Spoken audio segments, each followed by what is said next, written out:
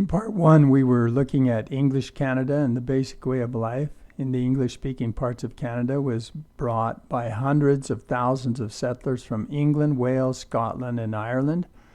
There were big waves of immigration from Great Britain from the 1600s to the 1900s. Immigrants also came from other non-English-speaking countries. Over time, they also became English speakers. Generations of these settlers endured hardships and worked hard to build the foundations of our country. Diversity in Canada. Most Canadians were born in Canada.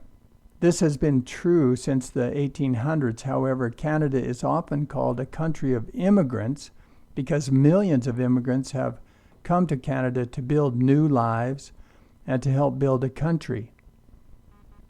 In Canada, many different ethnic and religious groups live and work together in peace as proud Canadians.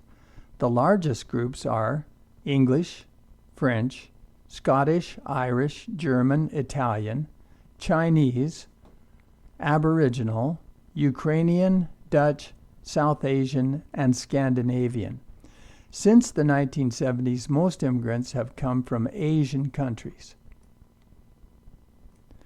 Many languages are spoken in Canadian homes. After English, Chinese languages are the most spoken languages. Large numbers of Chinese immigrants have settled in Canada cities like Vancouver and Toronto. The majority of Canadians are Christian. The number of Muslims, Jews, Hindus, Sikhs, and people with no religion is also growing. In Canada, faith groups are important. Governments have worked with faith groups to promote harmony among the citizens, to provide school and health care, to resettle refugees, and to uphold religious freedom, religious expression, and freedom of conscience. Canada's diversity also includes gay, lesbian, and transgender Canadians. They have full protection of the law and equal treatment under the law. They also have the right to civil marriage. Becoming Canadian. Canada understands that some new Canadians come from countries where they have experienced war and conflict, or where not all citizens are equal. These experiences do not justify bringing violent, extreme, or hateful prejudice to Canada. In becoming Canadian, newcomers are expected to embrace democratic principles, including the rule of law. Immigrants are encouraged to follow and share their own cultural traditions while learning, accepting, and respecting the traditions of others. I believe there's a spelling mistake here. I think this should be John Buchanan with another A-N at the end. John Buchanan was the Governor General of Canada from 1935 to 1940. He said that immigrant groups should retain their individuality and each make its contribution to the national character. Each could learn from the other, and while they cherish their own special loyalties and traditions, they cherish not less the new loyalty which springs from their union. Questions at the end of the chapter. We'll briefly cover these. Who are Canadians' three founding principles? Well, I think that was the First Nations, English and French. Who are the Aboriginal people? Well, they would be the First Nations people that came to Canada approximately 15,000 years ago from Asia, walking over the landmass that may have existed at that time between Asia and Alaska. Why did the government apologize to Aboriginal students who went to residential schools? Well, they apologized because Aboriginal students claimed that some may have been abused in those schools and that they lost their language and their culture because some were forced to attend these schools. So the government apologized for things that may have happened in the past. 4, there are 3 main groups of Aboriginal peoples. What are they?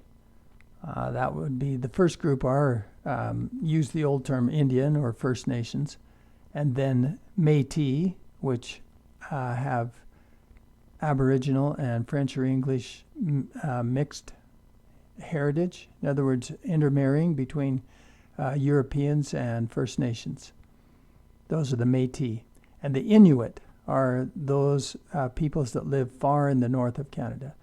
Which group of Aboriginal peoples is the biggest? Well, that would be the main First Nations group, not the Métis or Inuit. Which group makes up more than half the population of people living in the north? Well, that would be the Inuit. Some would be of other nationalities, but the Inuit would make up half. Where do most of the Métis live in Canada? Métis, that's the mixed races between European and First Nations, and they would live mostly in the prairie provinces of Alberta, Saskatchewan, and Manitoba. What are the two official languages of Canada, and where do they have equal status?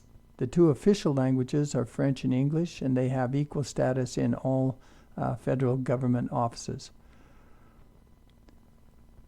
Question number 9. Who are Anglophones and who are Francophones? The Anglophones are those that speak English, and Francophones speak French. Who are the Acadians? They are the French people that settled in Nova Scotia. What happened to them between 1755 and 1763? Well, they were, England and France entered into war, and so the English said that these Acadians, because they had French background, and they were mostly French, they would have to sign an agreement that they would be loyal to the English. Well, they didn't want to sign that, and so those that wouldn't sign were deported or kicked out of Nova Scotia, and they went some went to Quebec. Well, most of them went to Louisiana in what's now the United States. They did come back later, some of them. And some came back to Quebec and some came back to Nova Scotia, and they kept their Acadian tradition with them. But that's what happened. They were deported. Who are the Quebecers? That's anyone that lives in Quebec. What is the difference between a Quebecer and a Quebecois? Well, Quebecers could be English or French, but Quebecois are those that speak French in Quebec. What happened to the Quebecois in 2006? I believe that's when the Quebecois were recognized as a nation within the nation of Canada, or the Dominion of Canada. Why is Canada called a country of immigrants? Obviously because the country is made up of immigrants. Even the First Nations immigrated to Canada 15,000 years ago. But since then, Europeans and people from all countries have immigrated to Canada, so that's why it's called a country of immigrants. Even though most people now living in Canada were born in Canada, it's still called a country of immigrants because their ancestors would have come from another country. Where did most of the immigrants to Canada come from before the 1970s? Well, all around the world. First Europe and then all of the countries. And where have most come from since then? Since the 1970s, most come from Asian countries. And I believe that ends our study of Chapter 3.